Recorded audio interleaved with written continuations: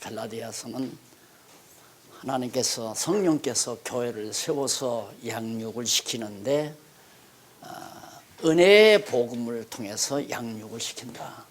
로마서는 칭의의 복음, 고린도전서는 건덕의 복음, 그 다음 제3절 은혜의 복음, 갈라디아서 은혜의 복음을 통해서 교회를 양육시킨다. 그 이유는 교회 머리 되신 그리스도가 정말 예수가 바로 교회 머리 되신 그리스도라는 사실을 증거하기 위해서 교회를 주님의 그리스도의 몸된 교회를 양육시킨다, 그런 뜻이죠. 근데 그 그리스도 은혜의 복음은 그 복음의 진정성을 먼저 바울이 변증을 합니다. 그 1장부터 4장 11절까지 전반부죠. 전반부도 좀 많은데 이 부분은 바로 바울이 정말 내가 전한 복음이 참 진짜다, 이런 복음은 없다, 다른 건 다 가짜다, 그런 얘기예요. 그래서 절대성을 강조합니다. 바울이 전한 복음만이 그것이 참 복음이다 라는 얘기예요. 왜 그러느냐면 첫째는 그리스도 계시에 의한 것이다. 내가 연구한 것도 아니고 내가 만들어낸 것도 아니고 내가 창안해낸 것이 아니라 오직 하늘로부터 그리스도께로부터 부활 승천하신 그리스도로부터 보내신 성령의 감동에 의해서 자기에게 깨닫게 하신 계시의 말씀, 계시로 인해서 되진 거기 때문에 그것은 절대적이다. 변질시키면 안 된다. 더하지도 못하고 덜할 수도 없는 완전한 절대적인 진리다라고 하는 걸 강조하는 부분입니다. 그 가운데서 우리가 지난번 1절로 5절에 갈라디아 교회를 위해서 축원하면서 그리스도에 대해서 찬양하는 처음 인사가 나오고요. 그 다음 1장 6절로 10절은 갈라디아 형제들에게 전한 복음의 절대성에 대해서 여기 나오죠. 복음의 절대성에 대해서 지금 이 부분 정말로 자기가 전한 복음은 절대적이다, 그걸 말씀을 드렸고, 또 11절로부터 17절에서는 전한 복음이 그리스도의 계시로 말미암은 것이다, 여기 나오죠. 그리스도의 계시로 말미암은, 그래서 절대적이다 이 말이에요. 그런데 그 부분을 우리가 보면 거기 8580페이지 그 해설, 성경 본문 말고 해설 위에서부터 6째 줄 앞부분에 보면 바울은 자신이 갈라디아 형제들에게 전한 복음의 출처에 대해서 알려줍니다. 복음이 어디로부터 나왔는가 이걸 알려주는데, 첫째, 내가 전한 복음이 사람의 뜻을 따라 된 것이 아니다. 인간의 뜻을 따라 인간의 사고나 인간의 이성적 기능에 의해서 만들어진 것이 아니다.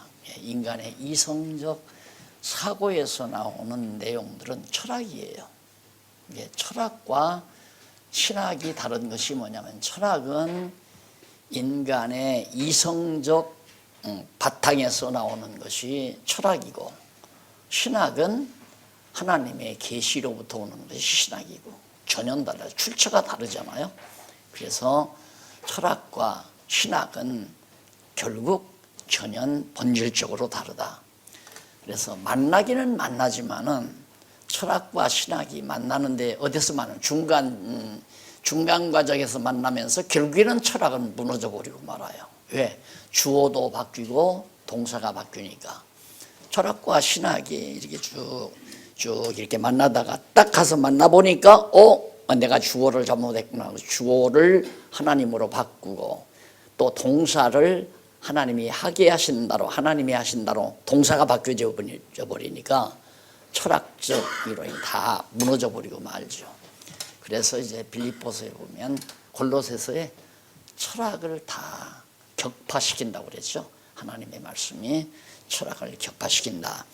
그래서 첫째는 사람이 창안해낸 게 복음이 사람의 뜻을 따라 된 것이 아니다, 그렇게 말하고, 그 밑에 첫째에서 밑으로 두 번째 중간쯤 보면 둘째가 또 나오죠. 내가 사람에게서 받은 것도 아니요 배운 것도 아니다. 사람에게서 받은 것도 아니요 또 배운 것도 아니다. 이것 때문에 신비주의자들이 많은 착각을 범합니다. 그게 뭐냐면 지금 나도 바울처럼 계시받겠다 이거예요. 하나님께로부터 뭐 신학교 가서 배우느냐, 뭐 선배들로부터 배우느냐, 교수들에게서 뭘 배우느냐, 이건 다 세속적인 행위에 불과하다. 그래서 공부하는 것을, 배우는 것을 아예 부정해버리는 그런 완전 신비주의자들의 행태가 바로 이 성경 본문 때문에 나타납니다. 그러나 복음이 이미 계시가 완성이 됐어요. 그리스도의 계시가 요한계시록으로서 완성이 되기 때문에 더 이상은 계시가 없는데도 신비주의 신앙을 가진 자들은 지금도 하나님의 계시를 받겠다고 그러고 지금도 하나님의 계시가 온다고 말하니까 얼마나 어리석은 말입니까? 그러니까 계시를 받는 계시 시대의 바울은 자기가 사람에게 받은 것도 아니고 배운 것도 아니다. 성경의 모든 말씀은 누가 누구에게서 배워가지고 기록한 것도 아니고 사람에게서 전달받아서 기록한 게 아니라 하나님께로부터 직접 계시를 받아 기록한 것이 성경이다. 그런데 요즘 성서 고등비평학자들은 성경이 하나의 문서라고 그렇게 말하는 것은 어불성설이죠. 말도 안 되는 소리를 하고 있는 겁니다. 이런 잘못된 사상이 오늘날 교회를 다 병들게 만들어가고 있죠. 그리고 밑에서부터 네 번째 줄 앞부분에 보시면 세 번째가 나와요. 셋째, 사람에게서 받거나 배운 것이 아니라고 그러면서 세 번째는 오직 예수 그리스도의 계시로 말미암은 것이다. 오직 예수 그리스도의 계시로 말미암았다. 그러니까 사람의 뜻을 따라 되는 것도 아니고 또한 사람에게서 배운 것이나 받은 것도 아니고 그 다음 오직 예수 그리스도의 계시로 된 것이다 라고 그렇게 강조해 주고 있습니다. 그 다음에 이제 이쪽 8581페이지에 거기 보시면은 네 번째 줄 바꾼 데 나오죠. 거기서 바울 자신이 전한 복음이 그리스도의 계시로 말미암아 된 사실을 입증을 해요. 그러면 그리스도의 계시로 됐다는데 그 증거가 뭐냐? 그 증거를 먼저 두 번째 줄 뒷부분에 나오죠. 그 증거에 대해서 먼저 바울은 그리스도께로부터 계시를 받기 이전 유대교에 있을 때의 행적에 대해서 준술합니다. 내가 예수 그리스도께로부터 계시를 직접 받은 증거가 뭐냐면 계시를 받기 이전, 예수님께로부터 계시 받기 이전의 자기 행적을 하나하나 진술하는데 곧 그 본문에 나오죠. 내가 이전에 유대교에 있을 때 행한 일을 너희가 들었거니와 하면서 쭉 말하는데 첫째로 말하면서 첫째, 그러니까 두 번째 문단 위에서부터 일곱째 줄 앞부분입니다. 바울은 첫째, 하나님의 교회를 심히 핍박하여 잔해했다 내가.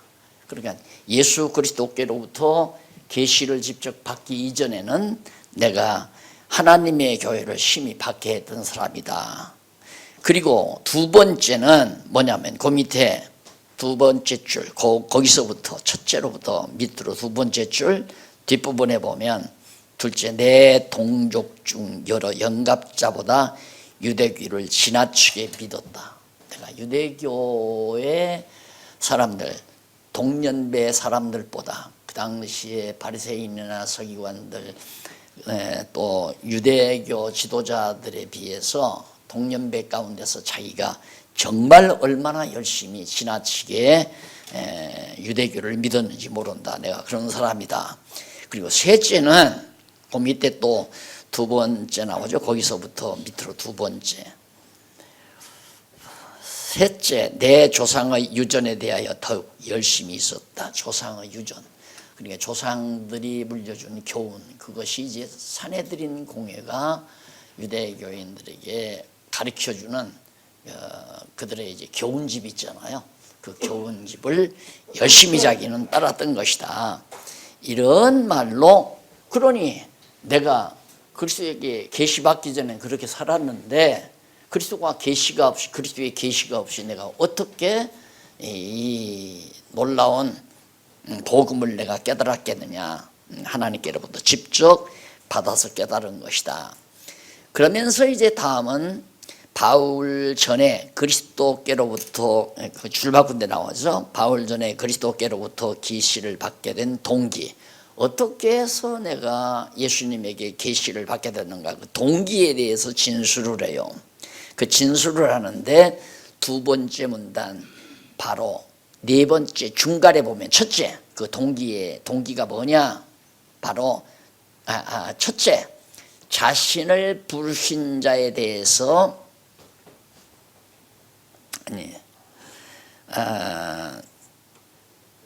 자신을 부르신 자에 대해서 내 어머니의 태로부터 나를 택하시고 은혜로 나를 부르시니, 그러니까 자신을 부르신 하나님께서 내 어머니 태로부터, 자기가 어머니 태 속에 있을 때로부터 하나님이 나를 택정을 했다. 이방 사도로 택정했다고 그랬죠.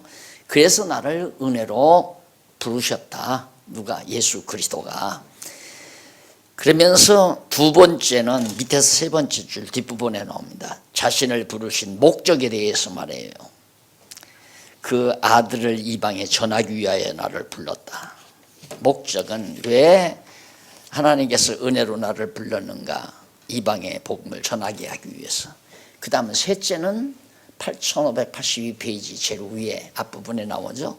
셋째, 자신을 부르신 시기에 대해서. 그 시기가 언제냐면 그를 내 속에 나타내시기를 기뻐하실 때, 그러니까 유대교에 충성스럽게 일하던 사도 바울을 불러서 정말 이제는 예수 그리스도, 바울 안에 그리스도의 복음을 드러내야 되겠다. 예수 그리스도 자신을 나타내야 되겠다고 기뻐하실 그때에 하나님께서 자기를, 예수 그리스도께서 자기를 부르셨다, 그 말입니다.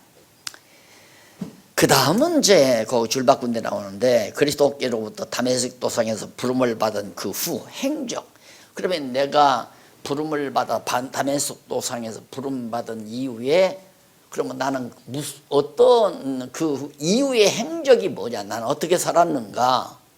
그것은 무슨 뜻이냐면 예수님께 부름을 듣자마자 예루살렘에 가서 베드로나 요한이나 야고보와 같은 훌륭한 사도들을 만나 예수 그리스도의 복음에 대해서 배우고 들었던 것 아니다는 것을 입증하기 위한 거예요. 오직 예수 그리스도께서 자기에게 직접 계시로 주었다는 사실을 확증하기 위해서 부르심을 받은 이후에 자기 행적을 증거하는 거란 말입니다. 그 행적이 어떠했는가 하면은 첫째, 그 제일 위에서부터 82페이지 제일 위에서부터 11번째 줄 앞부분에 보시면 나와요. 바울은 첫째, 내가 곧 혈육과 의논하지 아니하고, 내가 곧 혈육과, 예수님으로부터 다메섹 도상에서 부름 받은 다음에 바로 혈육이란 누구냐면 바울과, 베드로와 요한과 야고보, 이 혈육 아니에요.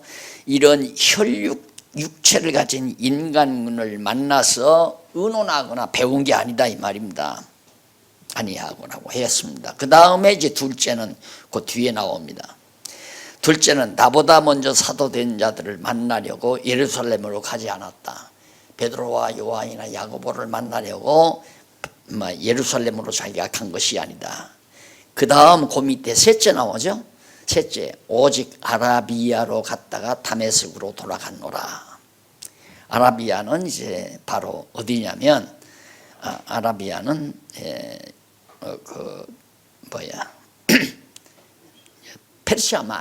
페르시아만 밑에 넓은 평원지대입니다. 사막지대. 그 아라비아로 이제 바울이 갔다가 거기서 예루살렘으로 돌아갔다. 그런 얘기예요. 그러니까 내가 누구한테 배우며 누구한테 이 복음을 들었겠느냐? 사람에게서 들은 게 아니다.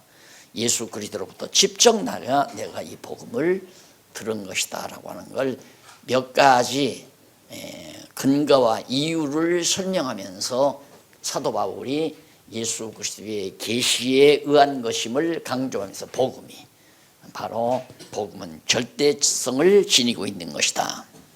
그 다음에 이제 두 번째가 오늘 배우는 사람에게서 나지 아니함.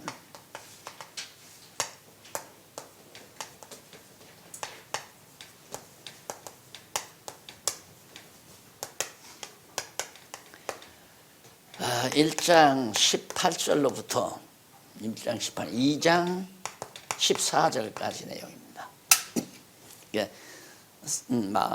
내용이 잘 이어지죠. 그리스도의 계시에 의한 것이기 때문에 사람에게서 나지 아니한 것이다. 그러니까 사실은 따지고 보면 1장 2절로부터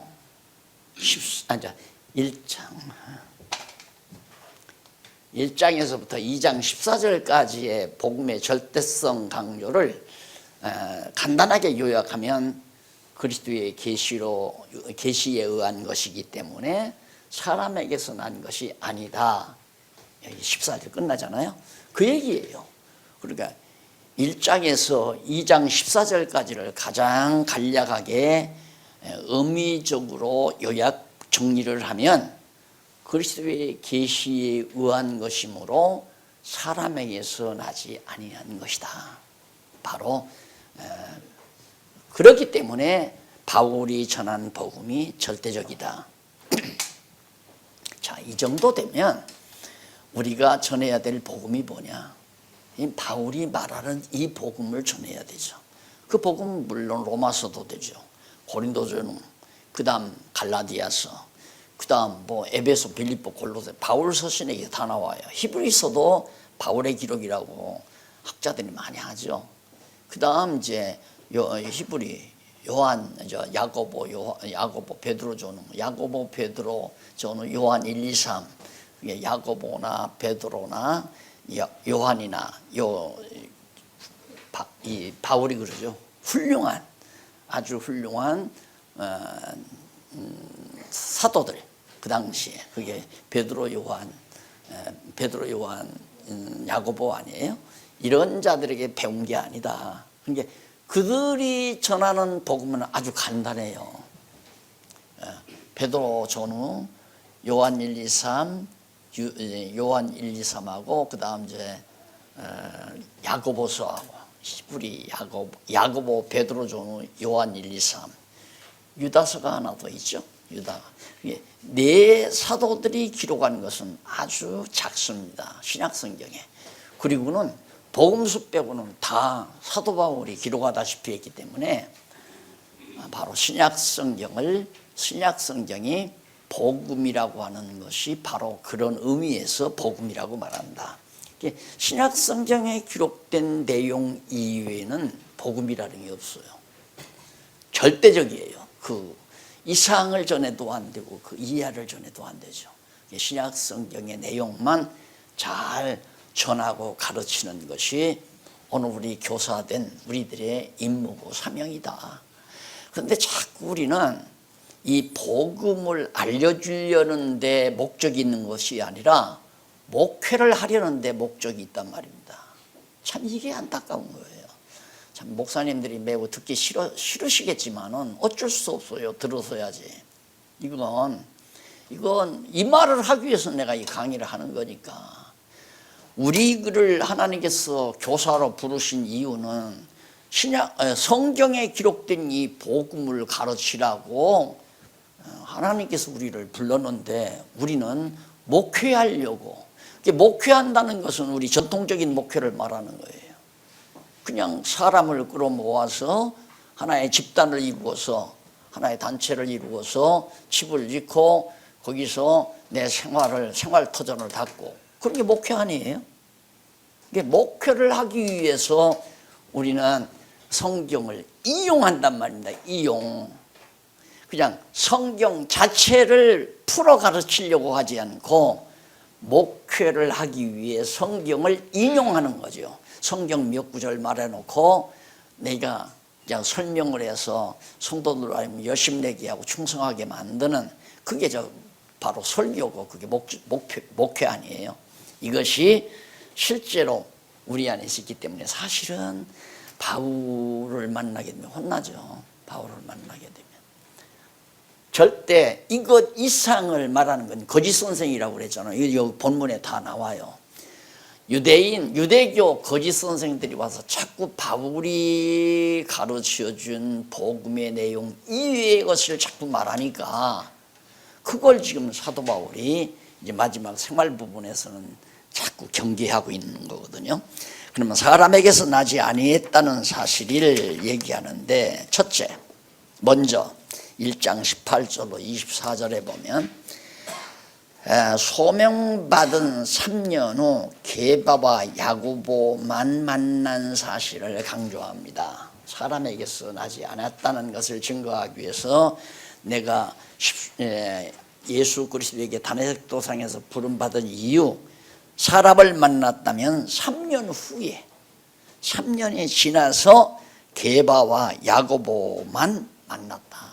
그 외에는 안 만났다. 그러니까 다메섹에서 부름받자마자 다소 들려서 바로 아라비아 사막으로 가서 3년 동안 머물러 있었던 거죠.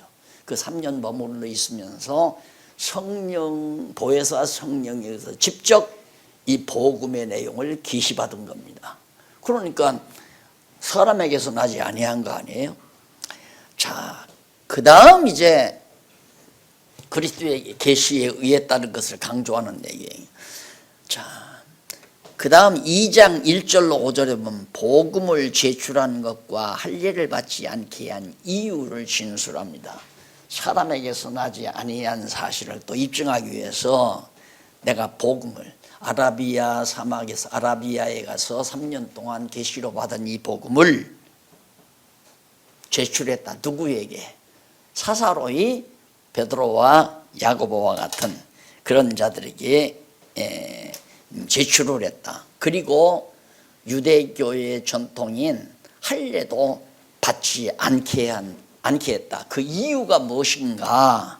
그 이유를 밝히는 것이 바로 2장 1절로 5절이에요. 자, 그러면 그 첫째 바울이 언급했는데 그 밑에서부터 제일 밑에서부터 세 번째 줄 뒷부분에 보면 이는 바울 자신이 이방인에게 전한 복음이 사람에게서 나지 아니함을 강변하기 위해서인데 바울의 동행자는 바나바와 디도였습니다. 여기 바나바는 유대인으로 바울보다 먼저 복음을 받아들였으며 이방인에 대한 남다른 열정을 가지고 있었던 사람이고 디도는 할례받지 아니한 이방인으로 바울의 총애를 받은 동역자였습니다. 그런데 왜 이들과 함께 바울은 계시를 인하여 예루살렘으로 갔다고 했어요. 그런데 예루살렘으로 갔는데 그 이유에 대해서 설명을 합니다. 그 이유가 내가 다름질하는 것이나 다름질한 것이 하는 것이나 한 것이 헛되지 않게 함이라. 그러니까 지금까지 사도 바울이 열심으로 복음을 증거했고 앞으로도 바울이 계시받은 이 진리만을 복음 진리만을 전할 것인데 내가 저들에게 그러니까 베드로나 야고보나 요한과 같은 그런 사도들에게 알려주지 아니하면 자기가 전한 복음을 그들이 반대하고 나올 거 아니에요. 베드로도 요한도 야고보도 그들이 장애물이 되고 반대를 하고 그러면 바울이 전한 복음이 헛되단 말입니다. 그래서 복음이 헛되지 않게 하기 위해서 그들을 만났다 하는 얘기예요. 그러면서 그 줄바꾼 데 보시면 8586페이지 중간에 바울은 그러나 나와 함께 있는 헬라인 디도라도 억지로 할례를 받게 아니하였다. 디도는 이방 사람인데 할례를 안 받았잖아요. 그러면 예루살렘에 갔을 때 디도에게 할례를 받게 해야 되는데 내가 못 받게 했다 이 말이, 받게 아니하였다. 그러면서 바울이 디도에게 갔음에도 불구하고 유대인을 의식하여 억지로 할례를 받도록 하지 아니했다는 것이다. 그리고 그 이유에 대해서 말을 하는데, 첫째 그 이유가 뭐냐면 이는 가만히 들어온 거짓 형제 까닭이라. 저희가 가만히 들어온 것은 그리스도 예수 안에서 우리의 가진 자유를 엿보고 우리를 종으로 삼고자 함이로되 우리가 일시라도 복종치 아니하였다고 그렇게 진술하고 있습니다. 그러니까 왜 디도에게 할례를 받지 않게 했는가? 바울이 그렇게 한 이유는 거짓 선생들이, 유대인 거짓 선생들이 봐라, 바울도 할례를 받게 하지 않느냐, 그러니까 예수는 믿어도 할례를 받아야 된다, 그런 빌미를 바울이 주어가지고 율법으로부터 자유함을 얻은 우리의 자유가 다 헛되지 않게 하려고 다시 자꾸만 성도들의 신앙을 의식에 매이게 하고 형식에 매이게 하고 제도에 매이게 하고 이런 것들이 다 자유를 억압하는 행위가 된단 말입니다. 그러지 못하게 하기 위해서. 그러면 바울이 얼마나 이 자유사상, 신앙, 이게 정말 자유란 말은 율법으로부터 자유거든요. 율법은 의문이란 말입니다. 율법은 하나의 의문에 쓴, 그렇게 문서 돌비에 쓴 기록이고 그것들을 모두가 우리의 행위를 만들어내는 하나의 의식을 만들어내고 형식을 만들어내고 제도를 만들어내는 그런 것들이란 말입니다. 율법이라는 게. 그런데 만약에 바울이 디도에게 할례를 행하게 되면 봐라, 바울도 할례를 행하지 않느냐. 그러니까 의식이라는 게 굉장히 중요하다. 너희들 예수를 믿어도 할례를 받아야 되고 예수를 믿어도 피나 목매어 죽이는 고지나 이런 거 먹으면 안 된다. 다시 율법을 다 지키게 만들어 간다 이거예요. 그러면 율법의 노예로 만들어 가는 거죠. 그 율법의 노예로 만드는 것은 그 당시 유대교 지도자들의 노예로 만드는 거나 똑같단 말이죠. 어제 신문인가 보니까요, 앞으로 우리나라도 이제 그 교육 제도에 있어서 학생들에게 해라라고 하는 말을 안 한다 이거예요. 이거 해라 저거 해라. 그리고 학생들이 즐겁고 좋아하는 것만을 할 수 있도록 도와주는 교육. 야, 우리나라도 많이 발전하는구나. 내 그 기사를 보고 야, 이 정말 의식이 깨어나는 사람들이 많구나. 그런데 그건 가만히 생각해보면 그럴 것 같거든요. 그래서 그렇지만 일반 교육은 그렇게는 안 됩니다. 그럼 완전히 방종으로 빠져버린 거죠. 왜? 기준이 없으니까. 그러나 우리 기독교는, 종교는 자유가 방종이 아니에요. 그래서 이념적으로는 학생들에게 이러라 저러라 규제하지 말고 학생들이 즐거워하는 것을 할 수 있도록 도와주는 교육. 멋있죠, 이념적으로는. 그러면 타락된 인간 학생이 저 좋은 대로 사는 거예요. 저 좋은 대로. 그것이 사사기에 나타나는 자기 마음에 원하는 대로, 왕이 없으므로 자기의 육신의 소원대로 행하는, 자기의 이제 소원대로 행하는 그런 방종. 사사기는 방종의 극치를 보여주는 거죠.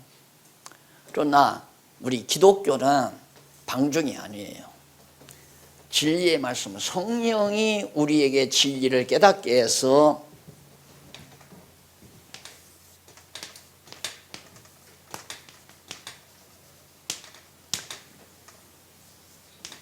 율법 아래 우리가 살았잖아요. 예수님 오시기 전에. 그런데 은혜 안으로 하나님 예수님께서 우리를 옮겨주신다 이 말입니다. 이것이 자유예요. 은혜 아래에 있는 거예요. 그러니까 하나님의 은혜로 성도들을 보호해 주기 때문에 방종이 아니라 진정 자유고, 율법이 벗어나 버리면 이건 방종이고. 그러니까 잘못하면 지금 현대 교육이 선진국 교육이거든요. 해라 하지 아니하고 학생들이 자유롭게 자기 좋은 것을 선택해서 할 수 있도록, 권투하고 싶은 사람은 권투하고, 노래하고 싶은 사람은 노래하고, 연기하고 싶은 사람은 연기하고, 글 쓰고 싶은 사람은 글 쓰고, 다 각자 자기 소양대로 살아가도록 돌봐주는 것이 교육이다. 자기 마음대로 하라 이거예요. 그게 방종하도록, 그렇게 자기 좋은 대로. 여기는 나 좋은 대로가 아니라 하나님이 기뻐하시는 대로 살도록 은혜로 나를 보호해 주기 때문에 진짜 자유예요, 기독교야말로. 그런데 오늘 기독교가 제도를 만들고 형식을 만들고 의식을 만들고 그런 제도 안에 성도들을 딱 가둬놓고 양육하자, 소위 목회를 하지 않아요. 그러니 이건 아니다 그 말이에요. 그건 아니에요. 그러니까 바로 우리 교사들이 하는 일은 하나님의 말씀, 율법 아래서 하나님의 은혜 아래로 옮겨가도록 복음 진리를 깨닫게 하는 거죠. 복음 진리를 깨달으면 성도들이 율법 아래에 있지 아니하고 은혜 아래에 들어간다 그 말입니다. 다시 말해서 탕자가 돼지 기르는 주인의 종으로 사는 것이 탕자 생활 아니에요. 이거란 말입니다. 돼지우리에서 돼지 먹이는 일꾼으로 종로로 다며 살아요. 그러다 보니까 아버지의 사랑과 은혜가 그리워서 바로 탕자가 돼지우리로부터 아버지가 계시는 가정으로 돌아오잖아요. 아버지가 진짜 참 사랑으로 자기를 보호한다는 걸 깨닫게. 그러듯이 우리가 하는 일이란, 당신은 지금 돼지우리에 산다. 그런데 당신의 영혼의 아버지인 하나님께서는 당신을 얼마나 사랑하는지 모른다. 그렇기 때문에 가기만 하면 은혜로 당신의 모든 허물을 다 덮고 사랑으로 당신을 포옹해주고 얼싸안아줄 거다. 그것만 가르쳐주면 그래요 하고 간다 이 말이에요. 이게 이제 우리가 하는 일이죠. 그러니 기독교는, 교회는 정말 자유스러워야 돼요. 누가 누구를 명령하거나 지배하거나 쉬운 말로 정치가 있어서는 안 된다 그 말이에요. 절대 정치가 있어서는, 법을 만들어서 성도들을 통제하는 정치 기구가 있어서는 아니다. 그건 자기들의 종을 삼기 위한 하나의 야비한 행위라고 사도 바울이 지금 말하잖아요. 유대 거짓 선생들이 너희한테 와서 자꾸 바울이 전한 복음 이외의 것을 전하는 것은 자꾸만 그리스도 은혜 아래에 있는 너희를 바로 종으로 삼으려고, 유대인 종교 지도자들이 자기들에게 순종하고 복종하는 종으로 삼기 위해서 거짓 선생들이 너희를 유혹하는 거다 그 말이에요. 상상해 보세요. 종교개혁이 500년 지나면서 얼마나 교회가 교회 아닌 것으로 변질했을 건가는 상상이 가잖아요. 더구나 예수님 오신 이후 2000년 동안 정말 성경을 성경대로 알지 못하는 상태에서 하나님의 교회를, 주님의 몸 된 교회가 얼마나 비복음적으로, 비성경적으로 그렇게 만들어졌을까를 상상만 해도 감히 알 수가 있죠. 이것이 이제 저의 가슴을 뜨겁게 하는 부분이고, 또 우리 목사님들이 다시 한 번 더 깊이 생각해야 될 중요한 과제라고 그렇게 저는 생각을 합니다. 자, 그 다음 이제 2장 6절로 10절에 보면 거기 첫째, 죄송합니다. 86페이지 아까 밑에서부터 중간 두 번째 문단 위에서 네 번째 줄 뒷부분에 첫째 여기 나왔죠. 첫째, 이는 가만히 들어온 거짓 형제 까닭이라. 바로 유대인 선생들을 말합니다. 유대교 선생들. 저희가 가만히 들어온 것은 왜? 그리스도 예수 안에서 우리가 가진 자유를 엿보고, 이 자유죠. 진짜 하나님의 은혜 아래 산다는 게 자유롭잖아요. 이 자유를 엿보고 우리를 종으로 삼고자 함으로 유대교 종로로 하게 하려고. 그러니까 교회가 법 만들어서 정치이구 만드는 것은 하나님의 자녀들을 다 하나의 자기들의 종로로 시키려고 하는 행태라는 게 너무 분명하잖아요. 있을 수 없는 얘기예요. 그래서는 안 된다는 얘기입니다. 그래서 하미로되 우리가 일시라도 복종치 아니하였다. 그러니까 할례를 받았으면 복종하는 거 아니에요. 할례를 받았으면. 그러니까 바울이 디도를 예루살렘에 데리고 가서 디도에게 할례를 했다면은 복종했을 거다. 율법에 복종하면 하나님의 은혜의 종에서 벗어나는 거다 이거예요. 그래서 내가 안 했다 이거예요. 그리고 둘째는 밑에서부터 다섯째 줄 중간에 빨리빨리 눈길을 돌리면서 찾으셔야 돼요. 밑에서부터 다섯째 줄 중간. 둘째, 이는 복음의 진리로 너희 가운데 항상 있게 함이라. 복음 진리 안에, 은혜 아래 항상 너희들이 자유롭게 있게 하려고 디도에게 할례를 행치 아니했다 그 말입니다. 그래서 2장 6절로 10절에 보면 기둥같이 여기는 사도들과 교제의 악수를 했다고. 자, 그렇다고 해서 그러면 전혀 다르잖아요. 바울과 야고보와 요한 기둥 같은 사도들이죠. 사도 바울이 교제의 악수를 했다. 그 말은 성도 안에 그리스도 안에서 믿는 것과 아는 것이 하나 된다는 사실을 확인하는 교제의 악수를 했다 그 말이에요. 그러니까 이제 바울이 그 증거를 말하면서 거기 유명하다는 이들 중에 본래 어떤 이들이든지 내게 상관이 없으며 아무리 유명해도 사실은 자기와는 아무 관계없다. 배운 것도 아니고 그분의 제자도 아니고 하나님은 사람을 외모로 취하지 아니하시나니 저 유명한 이들은 내게 더해 준 것이 없다. 베드로나 요한이나 야고보는 바울에게 가르쳐 준 것이 하나도 없다. 나는 그들에게 배운 것도 없고. 그럼 7절 도리어 내가 무할례자에게 복음 전함을 맡기를 베드로가 할례자에게, 베드로는 유대인의 사도고 바울은 이방인의 사도였다 이 말이죠.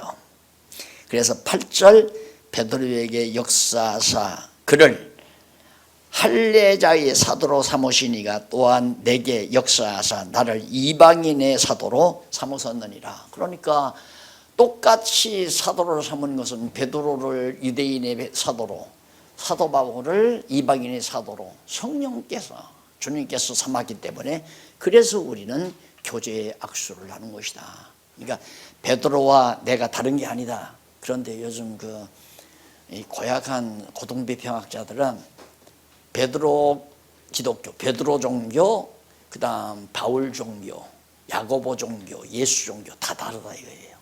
갈릴리를 그렇게 다 찢어놔요. 내가 볼 때 사단이 발악을 해요 지금. 이 주님의 몸된 교회를 헐어버리려고 사단이 발악을 해서 고등비평학자들의 마음을 다 휘벼놓고 그들을 통해서 많은 영혼들을 지금 갈취해가는 무서운 시대를 우리가 지금 당하고 있잖아요. 그래서 거기 나를 이방인의 이로 삼으셨느니라. 또 9절 또 내게 주신 은혜를 알므로 기둥같이 여기는 야고보와 게바와 요한도, 야고보, 게바, 베드로죠. 요한, 이 세 사람, 이들이 바로 예수님 변화산에 갈 때도 이들 셋만 데리고 갔잖아요. 이들 셋이 나와 바나바에게 교제의 악수를 하였으니, 바나바는 바울의 동행자 아니에요, 동역자. 그래서 교제의 악수를 나눴다. 이는 우리는 이방인에게로 저희는 할례자에게로 가게 하려 함이니라. 자, 따로 우리는 이방 땅에 가서 복음을 전하지만 당신들은 할례자에게 유대인에게 복음을 전하라. 다만 우리에게 가난한 자를 생각하는 것을 부탁하였으니 이것을 나도 본래 힘써 행하노라. 이건 연보를 통해서 구제하는 일을 자기가 열심히 하고 있다, 그런 뜻이고요. 그 다음 2장 11절로 14절에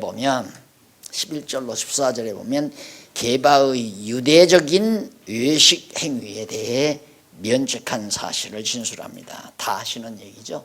베드로가 전형적으로 계속 유대인의 생활 풍습에 살았기 때문에 바울이 가니까 베드로가 이방인하고 음식을 먹다가 안 믿는 척하고 위선을 행해서요. 이방인하고 같이 밥을 먹었으면 그냥 먹으면 되잖아요. 그런데 베드로가 가니까 안 먹은 척하고 돌아섰다 이 말이에요. 그걸 베드로가 그냥 직바로 책망했잖아요. 자, 이 말이 얼마나 율법의 탈에서 벗어나기라는 게 얼마나 어려운 건가. 우리는 쉬워요. 왜? 율법의 종로로서 사실은 안 했으니까. 유대인의 구약의 모든 절차나 의식이나 형식이나 제도에 얽매여 보지 않았잖아요, 우리는. 그렇기 때문에 복음의 말씀대로 살면 그냥 한없이 자유스러운 거예요. 그런데 이 자유가 소위 지도자들이라는 사람들의 눈에 거슬린다 이 말. 저걸 어떻게 하면 확 걷어잡아서 저 많은 사람, 저 몇십 명, 몇백 명, 몇천 명, 몇만 명, 몇십만 명을 내가 어떻게 다 걷어잡아서 나의 종로로 시킬까? 그게 교주예요. 교주가 자기 밑에 몇 사람 딱 둬요. 너도 다 이거 다 걷어잡아라. 그래, 다 둬요. 너도 다 걷어잡고. 이게 바로 노회라는 거 아닙니까? 이거 총회라는 거고, 따지고 보면. 예? 그리고 너도 다 수백 명씩 수천 명권 당회장, 도회장, 총회장 이런 식으로 완전히 다 걷어잡아서 법대로 인간이 만든 제도대로 형식대로 그렇게 성도들을 규제하고 성도들을 장악하는 행위를, 사실 이것이 옳은 줄 알고 우리들이 다 하잖아요. 이건 아니다 이 말입니다. 간단해요. 그냥 성경에 기록된 복음 진리만 가르치면 끝나요. 가르치면 하나님의 은혜의 종이 된다. 은혜 아래서 완전히 사로잡힌 하나님의 사람이 된다 이 말입니다. 그러니까 하나님의 은혜 아래에 사로잡혀 있으면 자유고, 율법 아래 매이면 노예고, 바로 율법을 벗어나면 방종이 된다. 율법을 벗어나면 일로로 와야지 그냥 이 율법 아래서 제멋대로 사는 건 방종이라 이 말이에요.